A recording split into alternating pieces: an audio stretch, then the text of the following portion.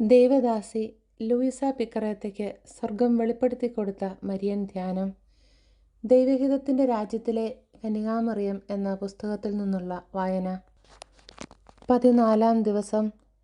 ദൈവഹിതത്തിൻ്റെ രാജ്യത്തിലെ സ്വർഗീയ രാജ്ഞി തൻ്റെ വാസസ്ഥലമായ ദേവാലയത്തിലെത്തുന്നു. കർത്താവിന് സമർപ്പിക്കപ്പെട്ട ആത്മാക്കൾക്ക് അവൾ സ്വയം മാതൃകയാകുന്നു. ആത്മാക്കളുടെ മാതൃകയായ സ്വർഗീയ രാജ്ഞിയോട്, സ്വർഗീയ അമ്മേ, എൻ്റെ ജീവിതത്തിൻ്റെ മാതൃകയും വഴികാട്ടിയുമായി കണ്ടുകൊണ്ട് അങ്ങയുടെ കാലടികളെ പിന്തുടരാനും അങ്ങയുടെ പ്രവൃത്തികൾ കാണാനും അവയെ അനുകരിക്കാനുമായി അങ്ങയോടൊത്ത് ആയിരിക്കേണ്ടതിൻ്റെ അനിവാര്യത അങ്ങയുടെ ഈ പാവപ്പെട്ട കുഞ്ഞിന് അനുഭവപ്പെടുന്നു. എനിക്ക് സ്വയമേവ ഒന്നും ചെയ്യാൻ സാധിക്കാത്തതിനാൽ നയിക്കപ്പെടേണ്ടതിൻ്റെ ആവശ്യകത എനിക്ക് വളരെയധികം തോന്നുന്നു. എന്നാൽ എന്നെ അത്യധികം സ്നേഹിക്കുന്ന എൻ്റെ അമ്മ എൻ്റെ കൂടെയുള്ളപ്പോൾ എല്ലാ കാര്യങ്ങളും എങ്ങനെ ചെയ്യണമെന്നും ദൈവഹിതം എങ്ങനെ പ്രവർത്തിക്കണമെന്ന് പോലും എനിക്ക് അറിയുവാൻ കഴിയും. ആത്മാക്കളുടെ മാതൃകയായ സ്വർഗീയ രാജ്ഞിയുടെ പാഠം.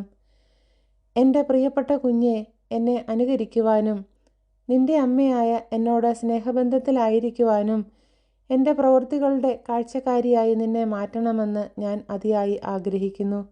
അതിനാൽ നിൻ്റെ കരങ്ങൾ എൻ്റെ കരതലത്തിൽ വയ്ക്കുക. അപ്പോൾ എൻ്റെ കുഞ്ഞ് എന്നോടൊപ്പമായിരിക്കുന്നതിൽ അതിയായ സന്തോഷം എനിക്ക് അനുഭവപ്പെടും.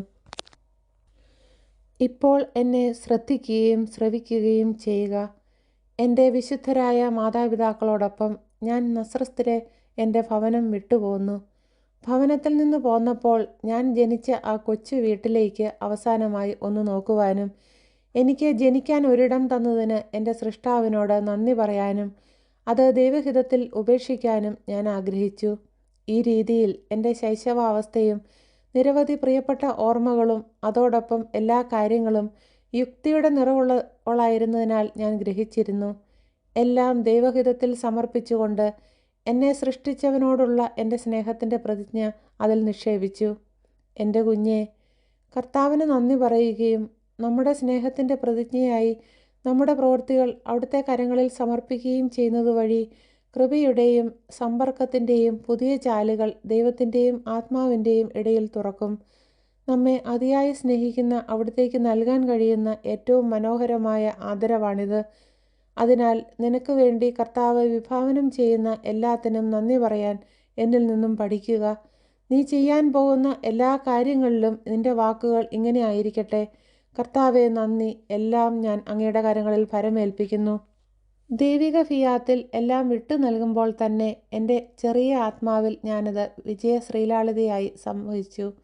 കാരണം ദൈവിക ഫിയാത്ത് എന്നിൽ വാണിരുന്നു. എൻ്റെ ജീവിതത്തിൻ്റെ ഒരു നിമിഷം പോലും അതെന്നെ വിട്ടുപോയില്ല. ഓ, ദൈവത്തിൻ്റെ ഇച്ഛാശക്തിയുടെ അത്ഭുതങ്ങൾ!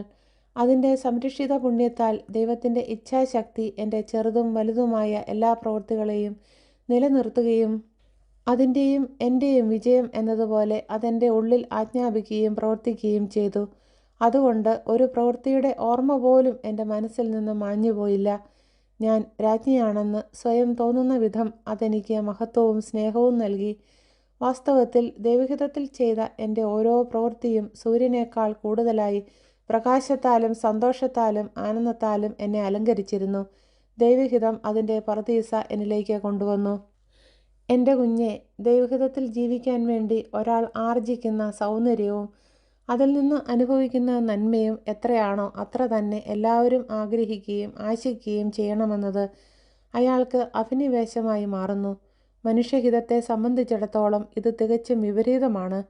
മനുഷ്യഹിതത്തിന് പാവപ്പെട്ട സൃഷ്ടിയെ പ്രകോപിപ്പിക്കാനും അടിച്ചമർത്താനും ഇരുട്ടിലാക്കാനുമുള്ള ശേഷിയുണ്ട്. അതിനാൽ ആ സൃഷ്ടി തപ്പിത്തടയുകയും സൽപ്രവൃത്തികളിൽ നിന്ന് ഒഴിഞ്ഞു നിൽക്കുകയും പലപ്പോഴും അത് ചെയ്ത ചെറിയ നന്മകൾ മറന്നുപോവുകയും ചെയ്യുന്നു. എൻ്റെ കുഞ്ഞെ, എൻ്റെ ഹൃദയം ഉറപ്പിക്കപ്പെട്ടിരിക്കുന്ന ദൈവത്തിൻ്റെ ഇച്ഛാശക്തിയെ മാത്രം ഞാൻ ദർശിച്ചിരുന്നതിനാൽ പിതൃഭവനത്തിൽ നിന്നും ധൈര്യത്തോടെയും നിസ്സംഗതയോടെയും ഞാൻ പുറപ്പെട്ടു. എന്തെന്നാൽ ദൈവത്തിൻ്റെ ഇച്ഛാശക്തി എല്ലാ കാര്യങ്ങളിലും എനിക്ക് പര്യാപ്തമായിരുന്നു. ഞാൻ ദൈവാലയത്തിലേക്കുള്ള വഴിയെ നടന്നു നീങ്ങുമ്പോൾ എല്ലാ സൃഷ്ടികളെയും വീക്ഷിച്ചു. ഓ, എന്തൊരത്ഭുതം! സൂര്യനിൽ, കാറ്റിൽ, നക്ഷത്രങ്ങളിൽ, ആകാശത്തിൽ, എൻ്റെ കാലടികൾക്ക് കീഴിൽ പോലും ദൈവഹിതം സ്പന്ദിക്കുന്നതായി എനിക്ക് അനുഭവപ്പെട്ടു. എല്ലാ സൃഷ്ടികളും ദൈവഹിതം മറയ്ക്കുന്ന മൂടുപടം പോലെ ആയതിനാൽ എന്നിൽ വാണിരുന്ന ദൈവഹിതം എല്ലാ സൃഷ്ടികളോടും കുമ്പിടുവാനും ഒരു രാജ്ഞിയുടെ ആദരവ് എനിക്ക് അർപ്പിക്കാനും കൽപ്പിച്ചു. അവയെല്ലാം എന്നെ കുമ്പിട്ട് വിധേയത്വത്തിൻ്റെ അടയാളങ്ങൾ നൽകി. വയലിലെ ചെറിയ പുഷ്പം പോലും തന്നിലുണർന്ന ചെറിയ ആദരവ് പ്രകടമാക്കാതിരുന്നില്ല. എല്ലാ സൃഷ്ടികൾക്കും ഞാൻ ആഘോഷ കാരണമായി. എന്തെങ്കിലും ആവശ്യത്തിനായി ഞാൻ വീട്ടിൽ നിന്ന് പുറത്തു പോകുമ്പോൾ ആദരവ് സൂചിപ്പിക്കുന്ന പ്രവൃത്തിയിൽ അവ വ്യാപൃതരായി. അതിനാൽ സൃഷ്ടാവ് സൃഷ്ടിയിൽ നൽകിയ ക്രമം പിന്തുടർന്ന് അവയുടെ യഥാർത്ഥ സ്ഥാനത്ത് തുടരാനുള്ള ആജ്ഞ നൽകുവാൻ ഞാൻ നിർബന്ധിതയായി. ഇപ്പോൾ നിന്റെ അമ്മ പറയുന്നത് കേൾക്കുക. എന്നോട് പറയുക. നിന്റെ ഹൃദയത്തിൻ്റെ ഉള്ളിൽ ദൈവഹിതം നിറവേറ്റുന്നതിനായി ആനന്ദവും സമാധാനവും എല്ലാറ്റിനോടും എല്ലാവരോടുമുള്ള നിർമ്മമതയും സകലതും ചെയ്യാനുള്ള ധൈര്യവും അനുഭവപ്പെടുന്നുണ്ടോ? എൻ്റെ കുഞ്ഞെ, സമാധാനം, നിഷ്പക്ഷത, ധൈര്യം എന്നിവ ആത്മാവിൽ ദൈവഹിതം സ്ഥാനം പിടിക്കാൻ കഴിയുന്ന ഇടം സൃഷ്ടിക്കുന്നു. അങ്ങനെ ഒരു വേദനയും തന്നെ ബാധിക്കാത്ത ഒരവസ്ഥയുണ്ടാകുമ്പോൾ അത് സൃഷ്ടിയിൽ ശാശ്വതമായ ആനന്ദോത്സവം സംജാതമാക്കുന്നു. അതിനാൽ എൻ്റെ കുഞ്ഞെ, ധൈര്യമായിരിക്കുക. നീ ദൈവഹിതത്തിൽ ജീവിക്കാൻ ആഗ്രഹിക്കുന്നു എന്ന് എന്നോട് പറയുക. നിന്റെ അമ്മ എല്ലാ കാര്യങ്ങളും നോക്കിക്കൊള്ളാം. ദൈവാലയത്തിൽ ഞാൻ എങ്ങനെയാണ് വർത്തിച്ചതെന്ന് നിന്നോട് പറയുവാനായി നാളെ നിന്നെ ഞാൻ പ്രതീക്ഷിക്കുന്നു. ആത്മാവ്: എൻ്റെ അമ്മേ, അങ്ങയുടെ പാഠങ്ങൾ എന്നെ അതിയായി ആനന്ദിപ്പിക്കുകയും അവ എൻ്റെ ഹൃദയത്തിൻ്റെ ആഴങ്ങളിലേക്ക് ഇറങ്ങുകയും ചെയ്യുന്നു. ഓ, അങ്ങയുടെ കുഞ്ഞ് ദൈവഹിതത്തിൽ ജീവിക്കണമെന്ന് വളരെയധികം ആഗ്രഹിക്കുന്ന അങ്ങ് തന്നെ, ദയവായി എന്നിൽ നിന്നും സകലതും അങ്ങയുടെ ആധിപത്യത്താൽ എടുത്തു മാറ്റണമേ. എൻ്റെ ഹിതത്തിന് മരിക്കാൻ ആവശ്യമായ ധൈര്യം എന്നിൽ നിവേശിപ്പിക്കണമേ.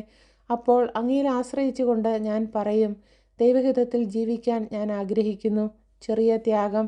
ഇന്ന് എൻ്റെ ബഹുമാനത്തിനായി എന്നോടുള്ള സ്നേഹവാഗ്ദാനത്തിൻ്റെ സാക്ഷ്യമായിട്ട് നിൻ്റെ എല്ലാ പ്രവൃത്തികളും എനിക്ക് അർപ്പിച്ചുകൊണ്ട് ഓരോ പ്രാവശ്യവും എന്നോട് ഇങ്ങനെ പറയുക: എൻ്റെ അമ്മയെ, ഞാൻ അങ്ങയെ സ്നേഹിക്കുന്നു. അപ്പോൾ ഞാൻ അവയെ ദൈവഹിതത്തിൽ നിക്ഷേപിക്കും. സുഹൃതജപം. സ്വർഗീയ അമ്മേ, ദൈവഹിതത്തിൽ എന്നെ മറയ്ക്കുവാനായി എന്നിലുള്ള സകലതും എടുത്തു മാറ്റണമേ.